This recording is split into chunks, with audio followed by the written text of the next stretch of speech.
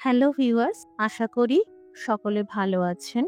নিরামিষ রান্নায় সহজ অথচ টেস্টি হবে আর সেই সাথে একটু নতুনত্বও হবে এমন রান্না যারা ইউটিউবে খুঁজছেন এই পদটি বানিয়ে দেখুন। সম্পূর্ণ নিরামিষ আচারি আলুর দম এত সুন্দর খেতে হয় যে বারবার বানাতে চাইবেন।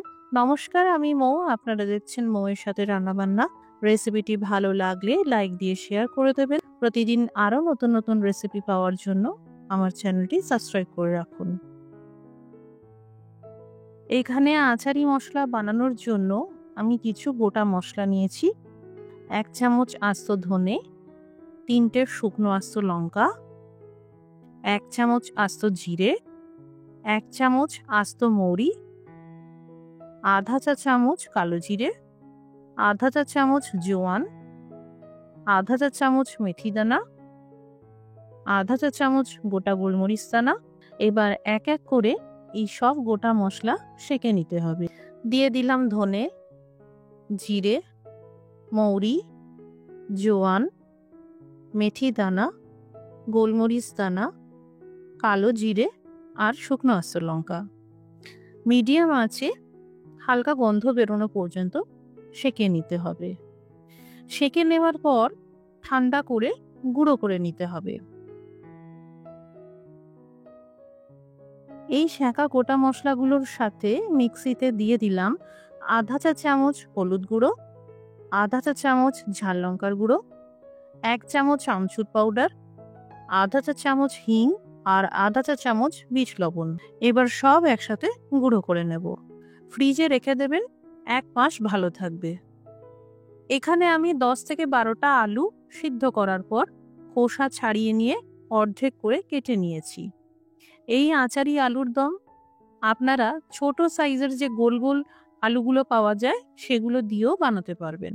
তবে যেহেতু ওই আলুগুলো শীতকাল ছাড়া খুব একটা পাওয়া যায় না, তাই আমি এই বড় আলু দিয়েই করেছি। এই সিদ্ধ আলুর পিসগুলোতে মাখিয়ে নেব আধা চামচ হলুদ গুঁড়ো, আধা চামচ কাশ্মীরি লঙ্কার গুঁড়ো, আধা চামচ লবণ আর 1 চামচ বেসন। এই বেসন দিলে আলুর ভেতরের ময়েশ্চারটা লক হয়ে যায় আর বাইরে থেকে ভাজার পর ক্রিস্পি হয়ে যায়। এবার এই সিদ্ধ করা আলুগুলোকে ভাজতে হবে। বেশ লালচে করে ভেজে নিলে খেতেও ভালো লাগবে আর রান্নাটা দেখতেও বেশ আকর্ষণীয় হবে। এই সিদ্ধ আলুগুলোকে মিডিয়াম আঁচে ভেজে নেবেন। কম আঁচে একদম ভাজবেন না, না হলে ভাজার সময় তলা থেকে আটকে যেতে পারে। ফোড়নে দিয়ে দিলাম 1 চামচ কালো সর্ষে আর কিছু পরিমাণ কারি পাতা, সেই সাথে 2 চামচ আদা বাটা, কুচানো 3টে কাঁচা লঙ্কা আর কুচানো 2টো টমেটো। মিডিয়াম আঁচে ভাজতে থাকবো।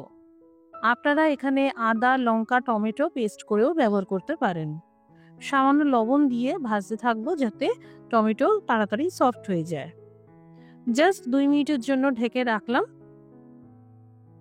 টমেটোর কাঁচা ভাবটা চলে গেছে। এবার দিয়ে দিলাম ভাজা সিদ্ধ আলু, সেই সাথে 3 চামচ মতন আচারি মশলা দিয়ে দিলাম। যারা রান্নাটাকে রিচ করে খেতে চাইছেন তারা আরেকটু বেশি পরিমাণে মশলা দিতে পারেন। এখানে কতটা মশলা দেবেন সেটা সম্পূর্ণ আপনার নিজস্ব স্বাদের উপর নির্ভর করছে। এবার দিয়ে দিলাম স্বাদ মতন লবণ আর আধা কাপ গরম জল।